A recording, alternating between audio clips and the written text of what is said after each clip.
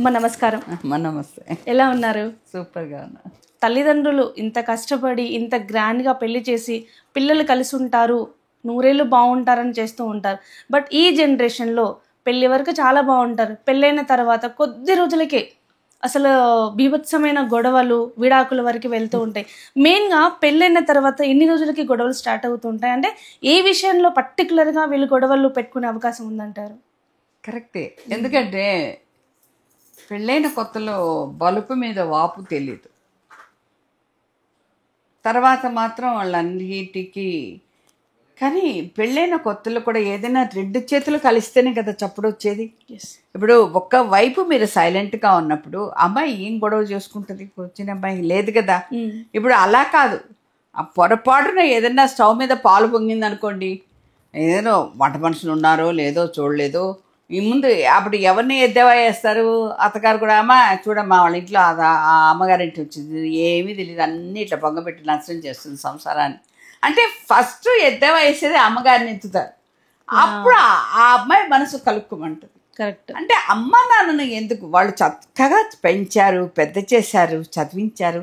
అంటే నేను ఆడపిల్లల గురించి నేను అనట్లేదు, ఎందుకంటే ఆడపిల్ల అనేది అత్తారింటికి వెళ్తుంది కాబట్టి అక్కడి నుంచే కదా గొడవలు స్టార్ట్ అయ్యేది. ఇప్పుడు ఒక అబ్బాయి కొత్తగా అడుగుపెట్టిన అబ్బాయికి ముందు వాళ్ళ పుట్టింటి వాళ్ళను ఎద్దవా వేయడం కాకుండా కొంచెం చెప్పాలి, నేర్పించాలి.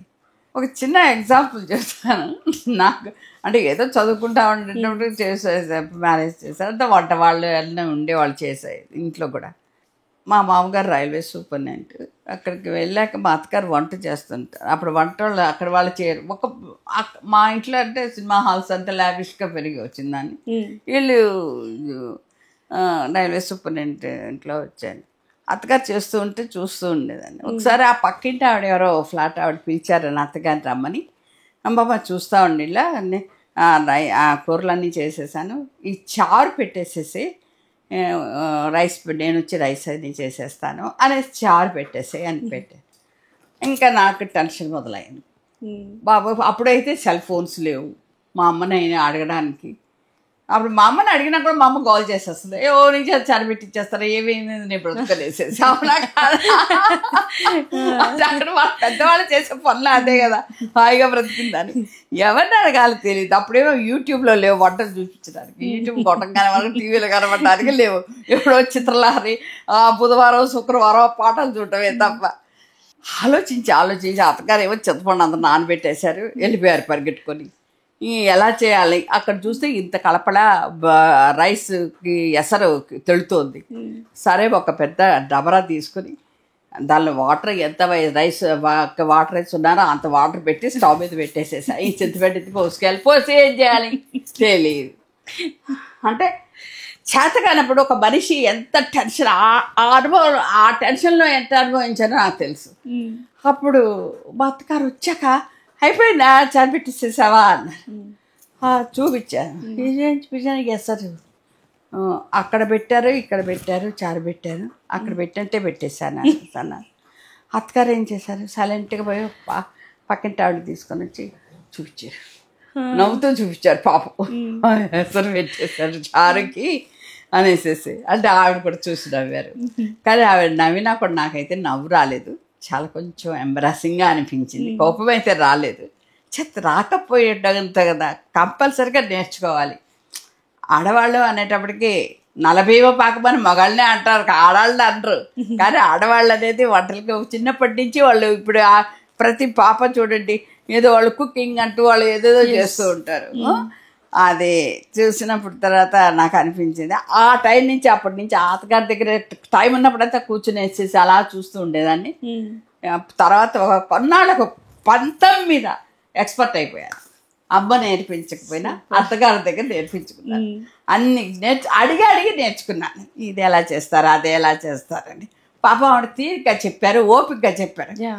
అది తిట్టే ఆవిడైతే ఏంటి తిట్టుడేవాడు. నేను పెరిగిన పెంపకం తెలుసు కాబట్టి ఆవిడ ఏమీ అనలేదు. పర్లేదు లేమ్మ ఇది కాదు అనేసి తీసేసి వేరే ఎగ్గిని చేసేసారు. గొడవలు అనేది అక్కడి నుంచే వస్తాయి. ఇప్పుడు నాకైతే గొడవ రాలేదు కాబట్టి సరిపోయింది. అంటే అందరూ అలా ఉండరు. అందుకే ఎవరైనా మదర్స్ డే రోజు లాస్ట్ టైం కూడా మీ మదర్ గురించి చెప్పండి అంటే, మా మదర్ ఒక లావిష్, ఒక ప్రౌడ్, ఎలా ఖర్చు పెట్టాలనేది నేర్పించారే తప్పనించి మా అత్తగారు పద్ధతి, పొందిక, వంట, వార్పు నేర్పించింది. అమ్మగారితో పాటు అత్తగారికి కూడా నేను ఎప్పుడు కూడా సాల్యూట్ చేస్తాను. అందువల్ల ఆ మంచితనం అనేది ఉండాలి. అంతేగాని దాన్ని కూడా చిలికి గాలివారం చేసేసి కొడుకు చెప్పి, భర్తకి చెప్పి, అందరికి చెప్పి, వాళ్ళకి చెప్పేసేసి చాలా ఆగా చేసి ఇంకా ఆఖరికి పుట్టిన వాళ్ళు కూడా లాక్కొని వచ్చి చెప్తే అప్పటి నుంచి వీళ్ళ మనసు విరిగిపోతుంది. గొడవలు అనేది ఏదో జరుగుతుందని కాదు, చిన్న విషయాన్ని కూడా ఇలాగా జరుగుతుంది. ఏ విషయం దీనిలో చూసారు, ఏదో వంటగింజలో పేపు గింజంతా ఉండదు, కానీ గొడవే. ఆలోచిస్తే ఏమీ ఉండదు, ఆ నిమిషానికి అది పెద్ద చేసేసి దాని వల్ల సంసారాలు విచ్ఛిన్నం అయిపోతున్నాయి. ఏమీ ఉండదు. అది కొంచెం ఆ సమయస్ఫూర్తి, కొంచెం సౌమ్యత, కొంచెం చిరునవ్వు అలా ఉండేటప్పటికి అన్నీ సమసిపోతాయి. అలా జరగదు.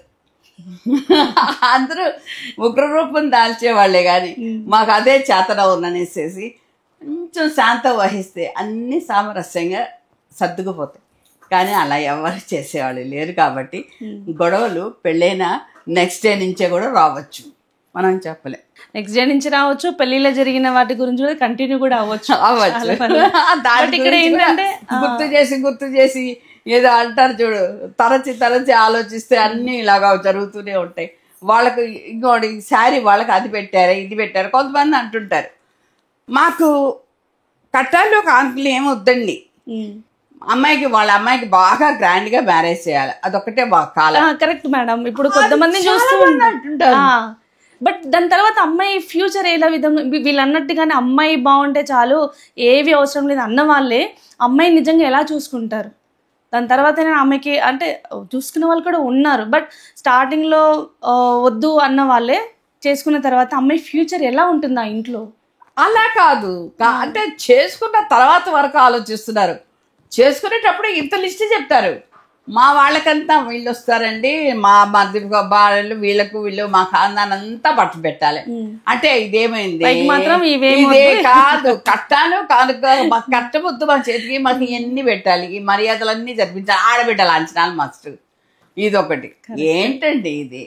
నేను అప్పటికే అనిపించింది ఈ తూకం వేసేస్తే ఇదే చాలా ఎక్కువ అయిపోతుంది, ఈ లాంఛనాలు ఎక్కువ అయిపోతున్నాయి. బయట వాళ్ళకి మాత్రం అమ్మాయికి ఏం తీసుకోలేదమ్మా, మేమేం తీసుకోలేదు అనేసి మాట్లాడతారు. అది మాట్లాడతాం కదా, అది పొడుపుగా ఉంటుంది. అలా కూడా చేసుకుని ఆ మర్యాదలు వద్దునప్పుడు మీరు మర్యాదలు ఏం చేసుకుంటారో మీ వాళ్ళకి చేసుకోండి, వాళ్ళు ఏం మర్యాదలు చేసుకుంటారో వాళ్ళకి చేసుకుంటారు. వాళ్ళకి మీ మర్యాదలు పెట్టదు, మీకు వాళ్ళు మర్యాదలు పెట్టదు, ఎవరికి వాళ్ళు పెట్టుకుంటారు. ఏం గోలా ఉండదు. ఈ చీర తెచ్చారు, ఆ చీర తెచ్చారని ఈసడించుకోకుండా ఎవరికి వాళ్ళకి ఉంటారు కదా.